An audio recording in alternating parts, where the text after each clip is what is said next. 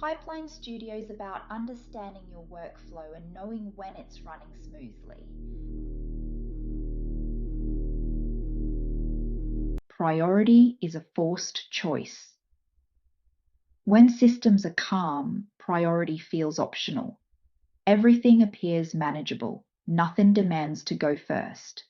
But calm is not the condition that reveals structure. Pressure is. Under constraint, priority stops being a preference and becomes a decision. Something must move first. Something else must wait. That choice is not neutral. Every system, whether designed or improvised, encodes priority through action, not through intention, not through documentation, through what is allowed to proceed when time, attention, or capacity is limited. This is where confusion begins. Teams often believe they have priorities because they have lists, roadmaps, queues, backlogs. But lists do not enforce order. They describe desire. Priority only exists at the moment of conflict. When two things cannot proceed at once, the system reveals what it values. If everything is labeled urgent, urgency has failed. If everything is important, importance has collapsed. At that point, the system does not become fair. It becomes arbitrary. And arbitrariness is still a policy. In practice, priority is enforced by constraints the system cannot avoid. What has a deadline attached? What blocks something else? What is visible to decision makers? What produces immediate feedback? What causes pain if ignored?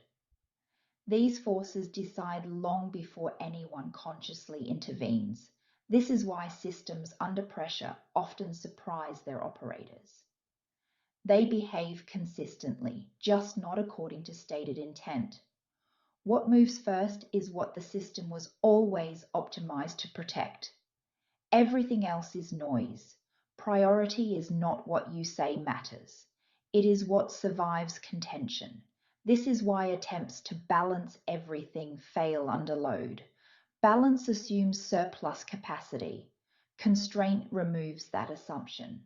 When capacity tightens, balance gives way to sequence. Sequence is unavoidable. Something must go first. Something must go later. Something may never happen at all. That ordering defines the system more clearly than any mission statement. Importantly, this does not require malice or incompetence. Well-meaning systems still make hard choices. They just make them implicitly instead of deliberately. An implicit priority is dangerous because when priority is not acknowledged, it cannot be examined. When it cannot be examined, it cannot be adjusted. When it cannot be adjusted, it hardens into behavior. Over time, the system stops responding to goals and starts responding to pressure alone. This is how drift happens. A system that never names its priorities will still enforce them. It just won't understand them. The first step toward resilience is not optimization. It is clarity. Clarity begins by asking a single uncomfortable question. When everything cannot proceed, what do we allow to move first, and why? Until that question is answered honestly, the system is not in control. It is reacting. This concludes this session. Let what you've heard settle before continuing.